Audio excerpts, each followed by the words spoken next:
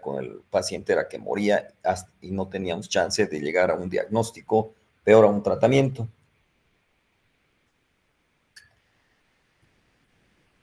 En el síndrome de Sjögren, como están afectadas por pérdida de la tolerancia a las glándulas, podemos tener queratoconjuntivitis seca y cereostimia. No les voy a explicar qué es esto porque en semio ustedes ya lo debían haber llevado. Hay destrucción del mecanismo inmunitario y esta destrucción por el mecanismo, en realidad sería aquí, y pérdida de tolerancia de las glándulas lacrimales y salivales. Algunas veces debutan con destrucción primero de las glándulas lacrimales, luego de las salivales o al mismo tiempo.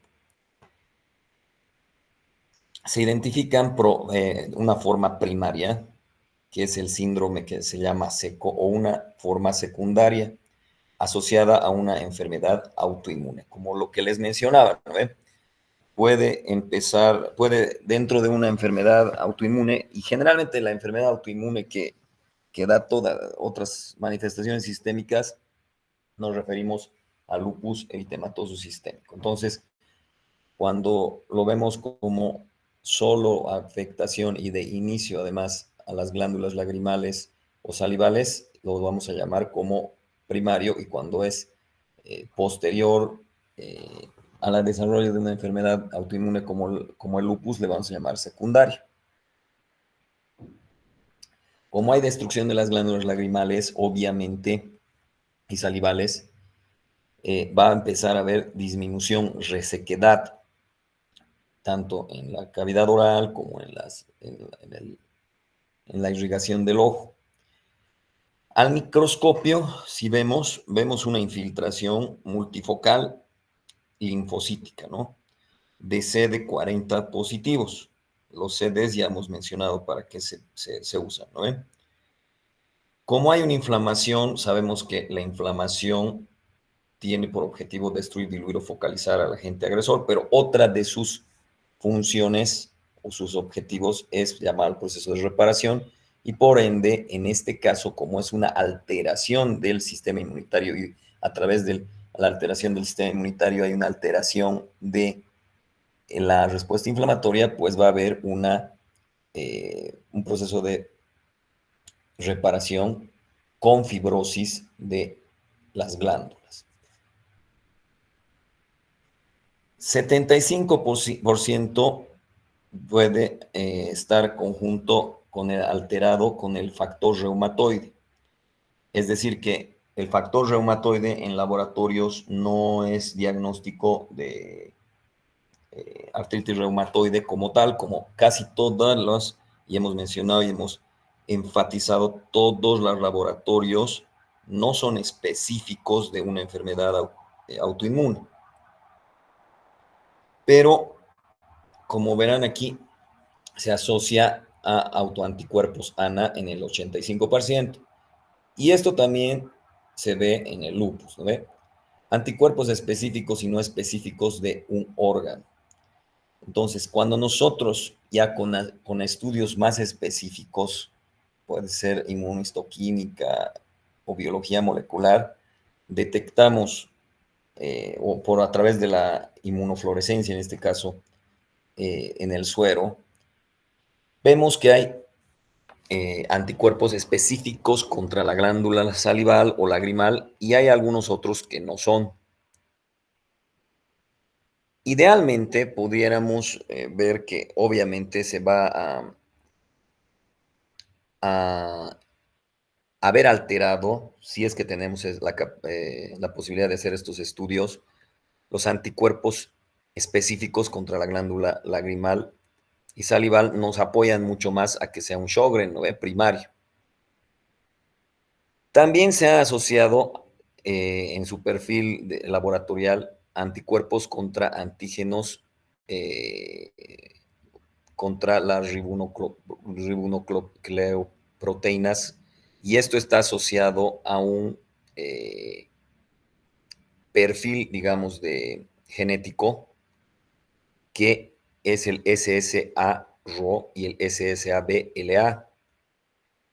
Generalmente cuando ustedes vean un RO, se está tratando de, o se quiere decir, o tiene relación con una respuesta inmunitaria de tipo humoral. Y al decir de tipo humoral, estamos hablando de de linfocitos B, que se transforman en células plasmáticas y pueden dar inmunoglobulinas o anticuerpos. Se asocia a un LOCI específico, el HLA-B8, pero como les he mencionado, no quiere decir que alguien que tenga este LOCI alterado genéticamente necesariamente va a tener un Sjögren u otra enfermedad, pero sí con todo el contexto, con todo el razonamiento clínico, con todas las piezas del rompecabezas, esto sí apoya mucho a la enfermedad autoinmunitaria. Otro HLA asociado es el DR3 y el DRBW52. Algunos otros HLAs que se han relacionado son el DQA1 y el DB1. Esto puede parecer chino mandarín, pero en realidad lo que quiere decir esto, el HLA, si se acuerdan, es como el pasaporte, la expresión de proteínas en la membrana que dice que es propio o es extraño. El HLA es el pasaporte de los leucocitos. Antiguamente el HLA solo pensábamos que estaba en los leucocitos, el antígeno leucocitario común. Y ese mismo pasaporte que tienen todas las células para identificar que es algo de nosotros, de nuestro cuerpo, cuando no está en un leucocito se llama complejo mayor de histocompatibilidad.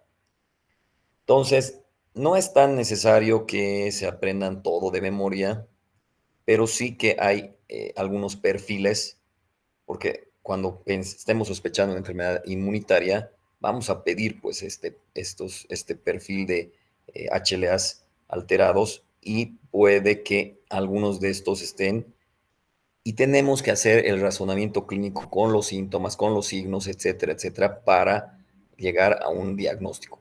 No se puede decir que si te sale uno de estos positivos, ya es un Sjögren. La patogenia no está bien definida. La etiología, obviamente que no. Ya hemos explicado en la anterior clase por qué no de las enfermedades inmunitarias, autoinmunitarias. Y la patogenia, aún en este caso, no está definida. ¿Y a qué nos referimos con la patogenia no definida? A que no se sabe por qué, por ejemplo, tendría que perderse, digamos, la tolerancia o la capacidad de reconocer a nuestros antígenos, pero específicamente solo de las glándulas. Eso no está muy claro, porque por lo general viene cuando pierdes esta capacidad de reaccionar a nuestros propios, de no reaccionar a nuestros propios antígenos, no se da en órganos muy específicos como glándulas, digamos, solo glándulas, sino que hay contra riñón, contra... Siempre voy a usar como base el ejemplo que hemos empezado a desarrollar con el lupus eritematoso sistémico. Hay algunas, como en todas, ¿no? Que hemos dicho, algunas teorías que pueden ser atribuidas a enfermedades infecciosas, como por ejemplo virus, y que estos virus tienen tropismo, o sea, tienen selectividad por las glándulas salivales, y eso podría producir iniciar el mecanismo de apoptosis, lo que haría que junto a todos estos perfiles de losis alterados desarrollen una especificidad de autoanticuerpos contra los virus. Esa es una teoría, ¿no? O sea, o sea, dicho de otra forma, ¿por qué se reacciona contra solo las glándulas salivales o lacrimales?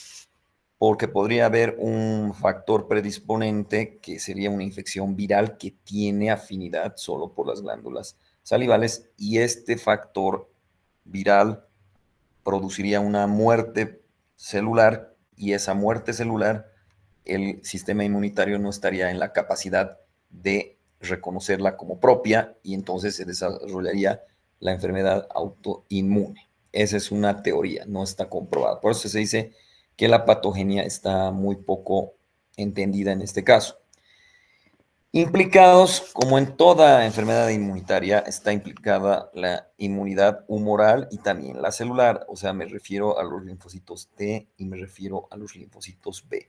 En este caso, se ha visto alterado un colaborador, que es un T, y obviamente un linfocito B, que es parte de la inmunidad humoral que desencadenan una inflamación y a la vez una llama al mecanismo de reparación que está no controlado, no es adecuado porque es patológico y da una fibrosis.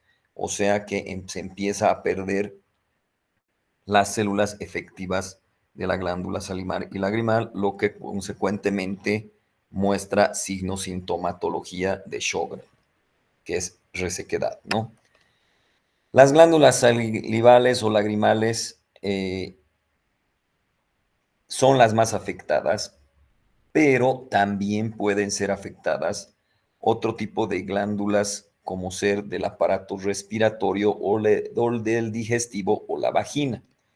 No es común que empiece, por ejemplo, con afectación de glándulas respiratorias o del tubo digestivo.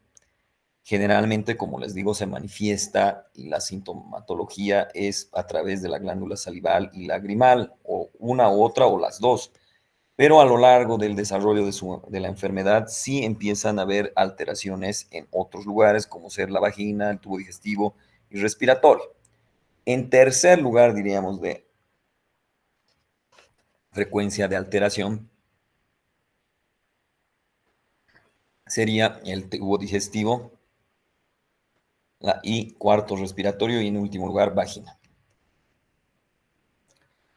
Cuando, ya esto lo van a ver más extenso en patología especial el siguiente año, cuando vemos una biopsia, lo que llama la atención es una infiltración linfocítica periductal, o sea, del ducto de la glándula y perivascular. Pero no se olviden que eh, en una inflamación común y corriente, obviamente que puede haber infiltración linfocítica, eso es obvio. En una inflamación crónica, ¿no? Porque sabemos que una inflamación aguda tiene una infiltración leucocitaria de predominio polimorfo nuclear y una crónica de mononuclear, como ser linfocitos y macrófagos. Entonces, ¿qué quiero decirles con esto? Que solo una biopsia y ver infiltración linfocítica periductal y perivascular no basta también solo para dar el diagnóstico de un Sjögren. Entonces tiene que integrarse además la histología o la histopatología con todos los datos clínicos. Si vemos y hay una inflamación crónica folicular, eso lo han debido ver en la parte teórica y en la práctica en con sus diferentes docentes, ese infiltrado que es folicular va a presentar centros germinativos. O sea, que si tú me mandas una biopsia, yo te digo, hay infiltración extensa, multifocal, linfocítica, periductal, perivascular, además de fibrosis, además de eh, inflamación crónica folicular con centros germinales, hay hiperplasia de células epiteliales, atrofia en relación con la fibrosis y también se puede ver una hialinización de acinos. eh, Esto es sugestivo de un shock. Como les digo, los que crean que todo se va a resolver con una biopsia y verlo al microscopio, no va a dar, porque todos estos hallazgos se pueden dar también en una lesión reactiva inflamatoria infecciosa.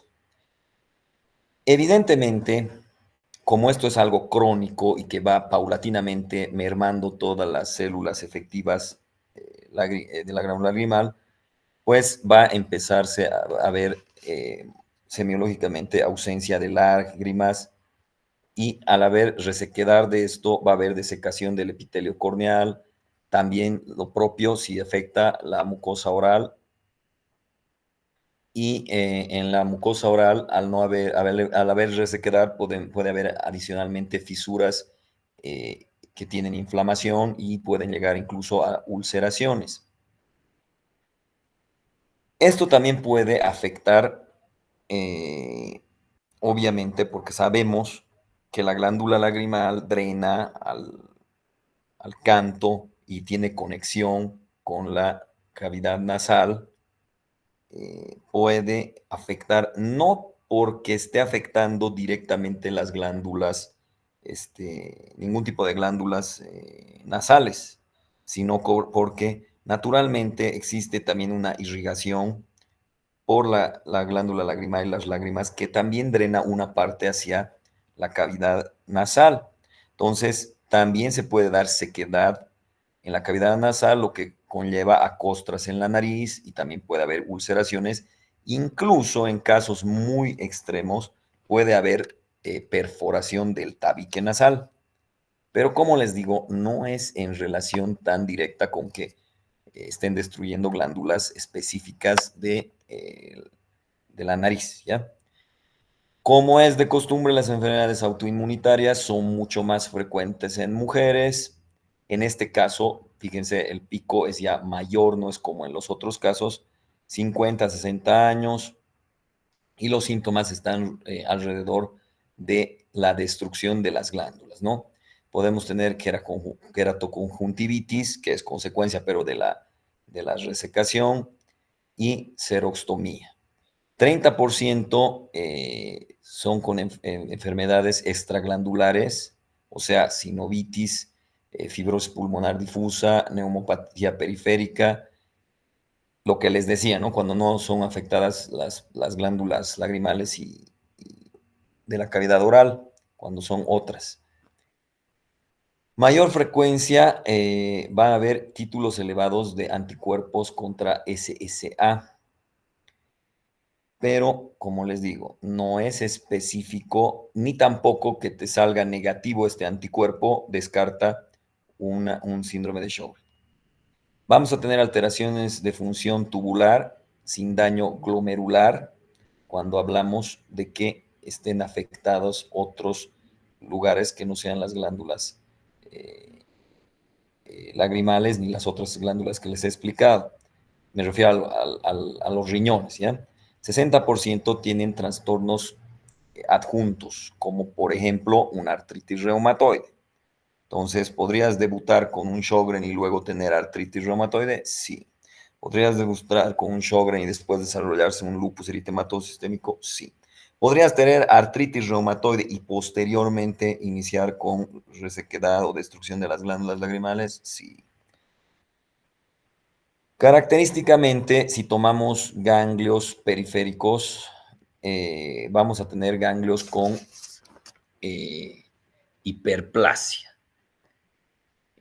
con aumento de la parte cortical y paracortical.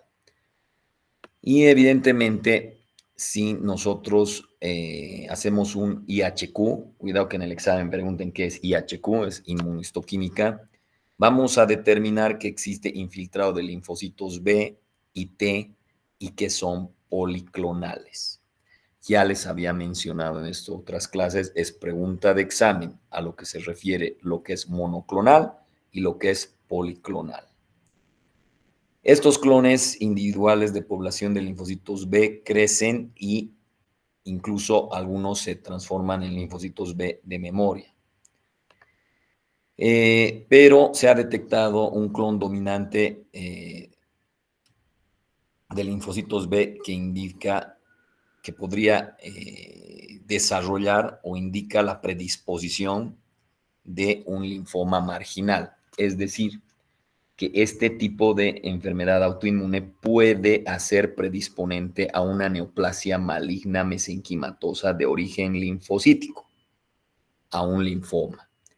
¿Qué tiene que ver? Y esta policlonalidad se transformaría en una monoclonalidad. Cuando estemos hablando de linfomas en neoplasias, vamos a aclarar un poco más como diagnóstico diferenciar entre linfomas versus enfermedades autoinmunitarias.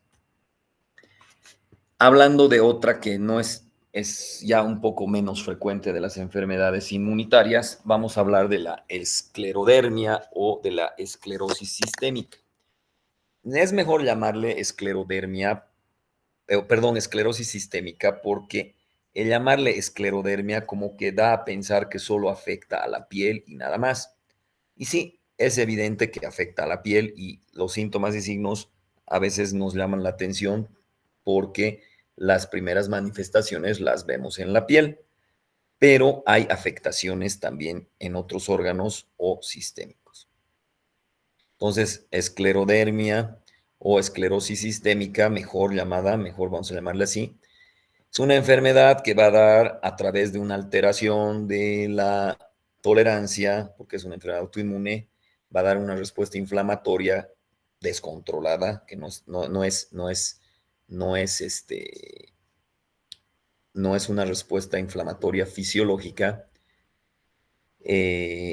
y esta inflamación va a ser de tipo crónica, o sea que no tiene nada que ver con polimorfonucleares, sino que es solo con mononucleares y en este caso con linfocitos. Va a haber una lesión generalizada que afecta, no como la anterior, a las glándulas lagrimales, a las glándulas, que se acuerdan que también tenía cierto grado de afectación a los vasos sanguíneos, porque tenía infiltrado perivascular. En este caso, la lesión por autoinmunidad va a afectar a los vasos de pequeño calibre. Y evidentemente, como hay una inflamación, hay una llamada a la reparación y entonces puede haber fibrosis intersticial y perivascular en la piel. Por eso es que tenemos alteraciones, las manifestaciones que llaman la atención en la piel. Por eso es que se llamaba esclerodermia, pero esta alteración en los vasos sanguíneos puede darse en otros órganos. Por eso es que hay que llamarle esclerodermia o, perdón, esclerosis sistémica porque es multiorgánica. Estas alteraciones vasculares van a dar, pues, consecuentemente isquemia y esa disminución de flujo puede dar necrosis o también atrofia porque el tejido trata de sobrevivir con lo que tiene y un mecanismo de adaptación es atrofiarse y va a tener insuficiencias. Si se atrofia un riñón, si se atrofia un pulmón, pues va a tener una insuficiencia renal, una insuficiencia respiratoria y es a través de esto que desarrolla la muerte, ¿no? La causa de la muerte. Entonces, tenemos una esclerodermia que es limitada, que es cutánea en manos, antebrazos, cara, y que podría tener una afectación visceral tardía, ¿no? Un síndrome de CREST, que es un acrónimo, ¿no? Estas palabras en inglés significan algo. Cuando hablamos de la esclerodermia difusa, la afectación, como les digo, casi siempre es primeramente cutánea, pero tiene una progresión rapidísima, casi sincrónica con las alteraciones viscerales, ¿no? Por eso es que de una u otra manera que se llama esclerosis sistémica, porque no solo afecta a la piel. Y esclerosis, en pocas palabras, pues tiene que ver con, finalmente, con una fibrosis, ¿no? Dentro de la etiología y patogenia, podemos decir que como toda enfermedad autoinmunitaria, no sabemos exactamente la causa, la etiología, el origen, y por eso es que nos limitamos solo a tratarla y no podemos curarla, esta enfermedad. Podemos tratarla porque conocemos más o menos su patogenia, su mecanismo de lesión, y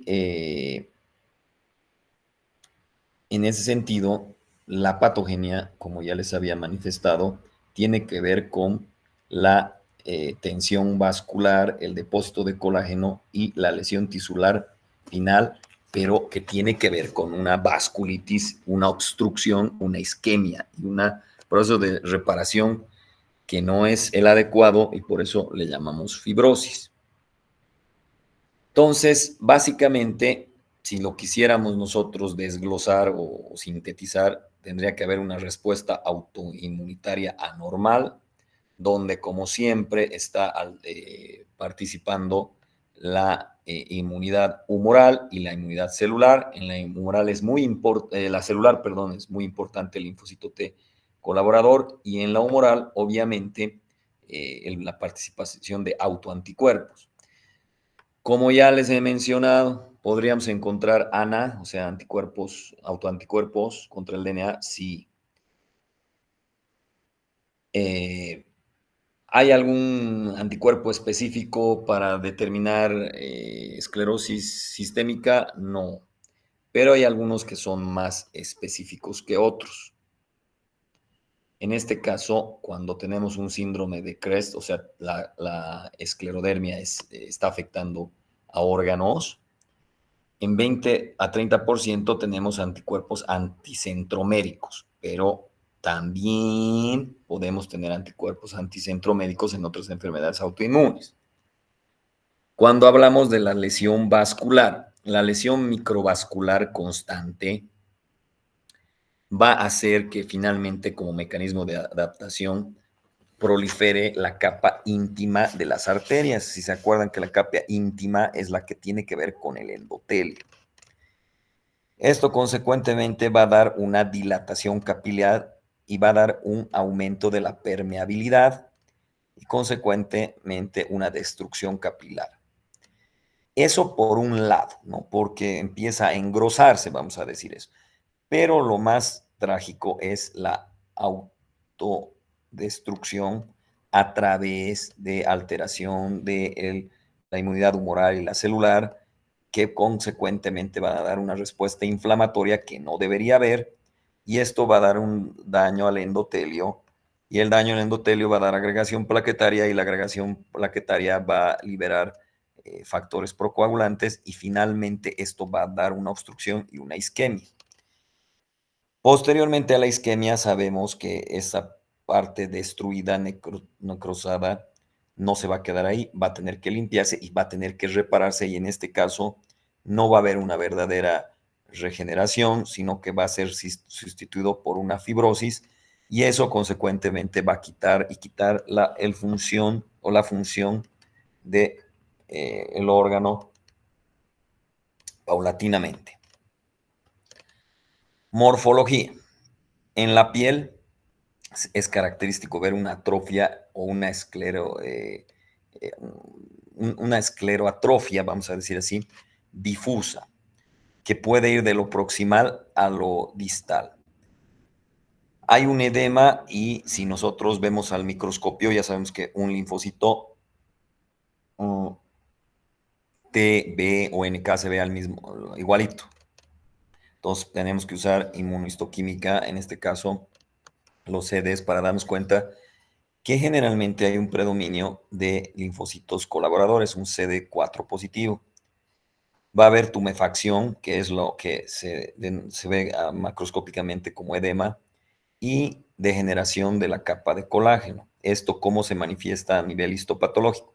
Como engrosamiento de la membrana basal, pero curiosamente se da en arteriolas pequeñas, o sea, en vasos de pequeño calibre. Esto consecuentemente va a dar una isquemia, o también le puedes llamar una lesión oclusiva, ¿no? Porque la isquemia ya saben qué es. Y finalmente va a dar una fibrosis en la dermis. ¿Cómo se manifiesta la fibrosis en la dermis? Con aumento del colágeno en la dermis, y esto va a dar consecuentemente un adelgazamiento de la epidermis y una pérdida de las crestas.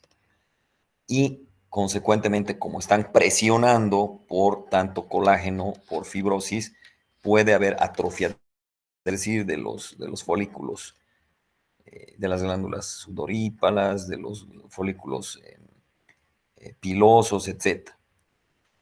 Y va a haber, como les he mencionado, un engrosamiento de las paredes arteriales y capilares a consecuencia, o predominantemente más bien dicho, del endotelio. Como ya han visto en capítulos anteriores, el proceso de destrucción, necrosis y demás culmina con una limpieza, ¿no ve? Por una respuesta inflamatoria, no se queda la necrosis ahí, y puede ser reemplazada o por regeneración o tejido las mismas características, o por cicatrización, y en este caso, como es un contexto patológico, le llamamos una fibrosis. Pero también han visto que ustedes en capítulos anteriores podría esta necrosis evolucionar con una calcificación. Aquí, si alguien quiere, va a buscar, me va a preguntar la siguiente clase si en este caso las calcificaciones de la esclerodermia o de la esclerosis sistémica serían de tipo calcificación distrófica o metastásica. Finalmente, todas estas alteraciones a nivel histopatológico dan una alteración macroscópica semiológica de dedos así de aspecto afilados y obviamente al tener esta fibrosis en los dedos, puede, no solo en los dedos, sino en otras, pero es más llamativa en los dedos, puede dar limitaciones de movimientos articulares y eventualmente directamente impotencia funcional. Como les decía, puede afectar varios órganos y cuando afecta la parte ya, porque podemos tener la que empieza en piel y largo, mucho tiempo después podría tener una afectación este, visceral y esa es la de mejor pronóstico porque cuando tenemos la que afecta en piel y casi al unísono, sincrónico, afecta el, las vísceras es el de peor pronóstico, pero aquí la afectación visceral va a dar muy frecuentemente afectado el tubo digestivo y en el caso del tubo digestivo va a ser muy llamativo en lo que es el esófago y podría esta afectación manifestarse porque las biopsias endoscópicas son muy superficiales, a veces no llegan a más de abajo del epitelio, o sea, su mucosa, vamos a decir así, y podríamos tener un esófago de Barrett, o sea, una metaplasia de tipo intestinal. Por eso es que no solo vamos a pensar en reflujo gastroesofágico por incompetencia del esfínter esofágico inferior como causa única de esófago de Barrett o de metaplasia de tipo intestinal, sino que podría estar asociado también a una esclerosis sistémica. Hablando ya del sistema osteomuscular, va a haber una degeneración, una destrucción de la membrana sinovial y consecuentemente una reparación con fibrosis, pero esa fibrosis no tiene la misma funcionalidad, lo que va a dar impotencia funcional o alteraciones de movimiento. También puede afectar al corazón y puede dar una pericarditis con un derrame y fibrosis miocárdica. Aquí ya sí se puede ver engrosamiento de las arterias intramiocárdicas y estamos hablando, pero de las arterias ya de grueso calibre o de mediano calibre. Acuérdense que la alteración de la esclerosis sistémica era por vasos pequeñitos, pero cuando afecta al corazón, no es que o sea, va a afectar directamente la respuesta autoinmune a estas arterias, pero consecuentemente a la afectación de los vasos de pequeño calibre, cuando hablamos de afectación visceral en el corazón, estamos hablando de pericarditis, derrame, fibrosis del miocardio y engrosamiento de las arterias ya de mayor, eh, de mayor más gruesas, pues, ¿no? Los riñones, cuando afecta los riñones, como siempre, es iniciar la lesión vascular. Y no se olviden que finalmente un glomérulo es un vaso sanguíneo, es como una arteriola, pues, pero varias arteriolas como en un ovillo glomerular.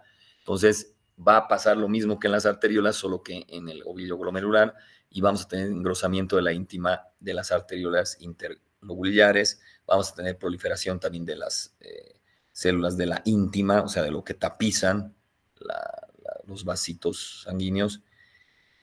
Y vamos a tener, al tener alteraciones así vasculares pronunciadas, vamos a poder asociar a como obstrucción, como isquemia, a necrosis fibrinoide, trombosis o infartos a veces segmentarios de un riñón.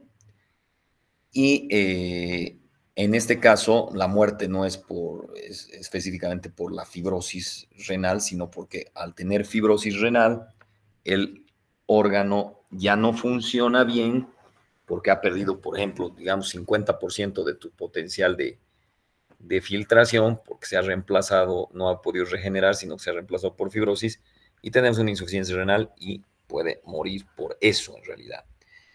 Puede haber también afectación de los pulmones y en el 50% de afectación de las manifestaciones es pulmonar y va a tener fibrosis intersticial, lo que podría hacernos confundir de inicio con una otra enfermedad que nos dé eh, fibrosis en el pulmón y que no tenga nada que ver incluso con una enfermedad autoinmune, ¿no? Como por ejemplo fumar o estar expuestos a contaminantes ambientales, etcétera, etcétera.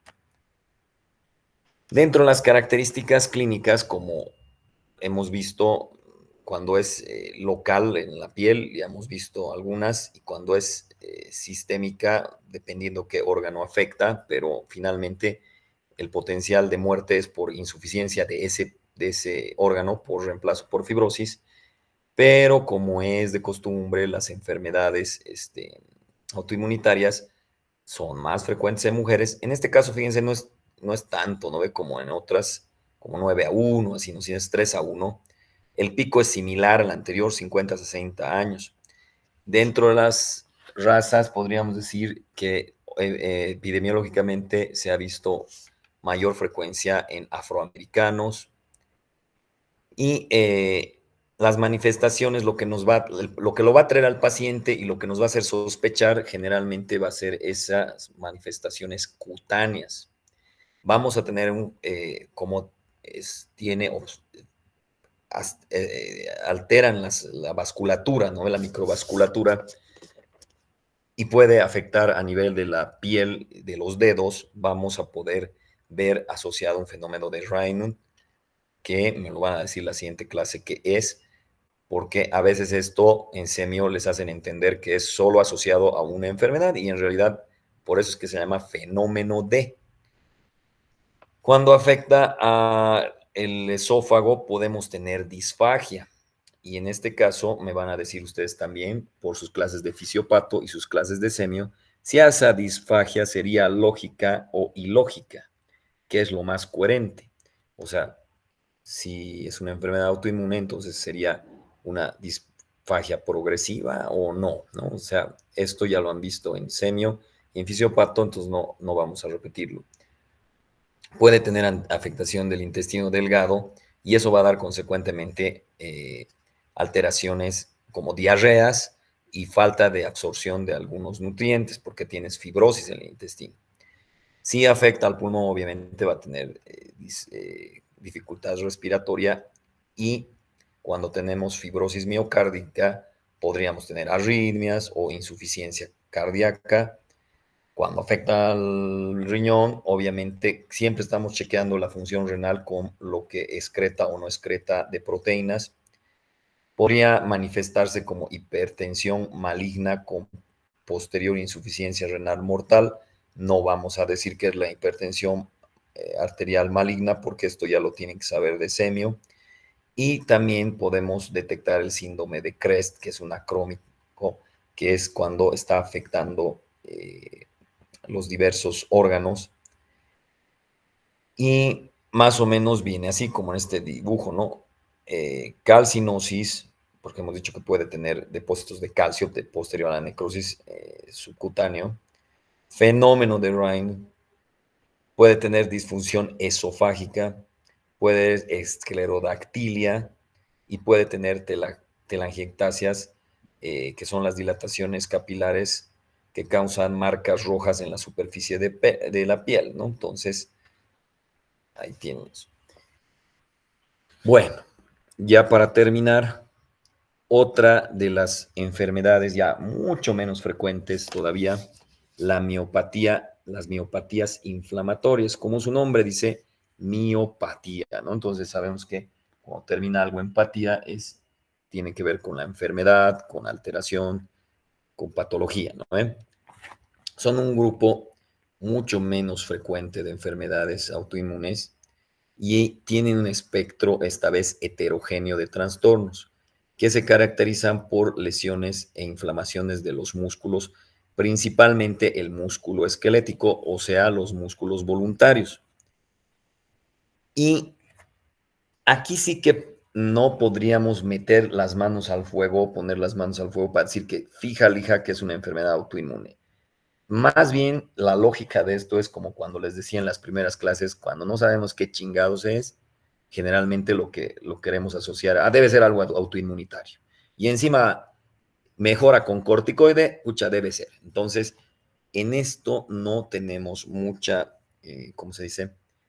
Mucho, mucha evidencia científica por MBE para respaldar que sea puramente autoinmune. No, no hay como en las otras que sí tenemos la patogenia bien clara. En esta característica, categoría, perdón, se incluyen tres trastornos diferentes, que serían la dermatomiositis, la polimiositis y la miositis por cuerpos de inclusión.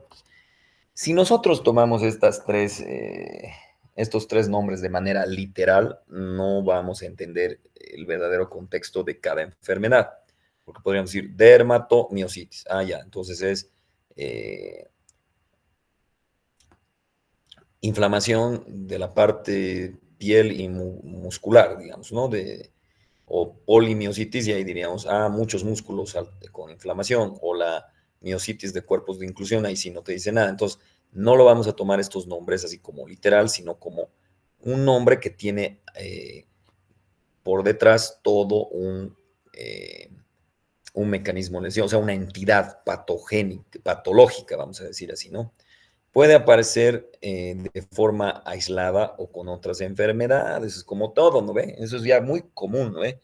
¿Podrías tener un lupus y tener una miositis o polimiositis? Sí, claro. ¿Podría debutar el lupus como una polimiositis? Sí.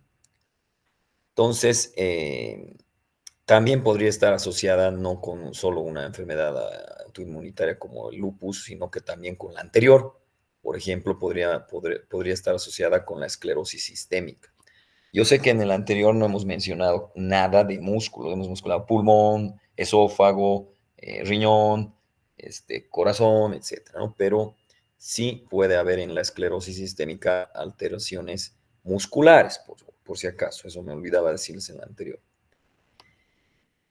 Ya para terminar, cuando hablamos de enfermedad mixta del tejido conjuntivo, esta presenta características clínicas que son una mezcla de las características del LES, o sea, del lupus eritematoso sistémico, la esclerosis sistémica y la polimiositis.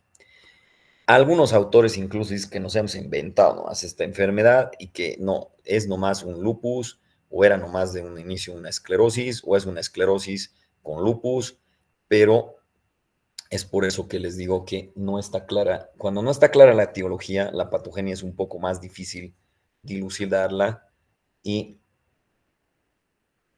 es más fácil decir que es una enfermedad autoinmune y tan tan, y además jala o funciona con corticoides, etcétera. Produce afectación renal y responde bien al tratamiento con corticoides como cualquier enfermedad autoinmune. Pero ojo con esto, y es tarea para su casa, bueno, a ver si preguntan a su materia troncal, a la más difícil, a la más importante de este año, a farmaco me refiero, la más importante para su formación como médicos también, por si acaso estoy siendo sarcástico, ¿no ve? Totalmente. Pero así tal vez la voy a hacer, ya que no hay motivación intrínseca de ustedes, tal vez la voy a hacer la materia más importante este año. ¿Y cómo la voy a hacer? Por el examen, ¿no? Y el grado y el porcentaje de reprobados de segunda instancia y mesas que va a haber. Entonces, puede producir afectación renal que responde bien a los corticoides. Lo que les decía. Clásicamente usamos los corticoides, pero ¿qué otros inmunomoduladores son utilizados actualmente para enfermedades autoinmunes? Porque evidentemente los corticoides son buenos, son efectivos, pero traen pues una serie de consecuencias, ¿no? Baja la inmunidad y luego le estornuda a alguien en la calle y no se va a morir de esclerodermia o de enfermedad mixta de tejido conjuntivo de lupus, pero se va a morir de una infección, una septicemia, porque no hemos manejado bien la inmunomodulación.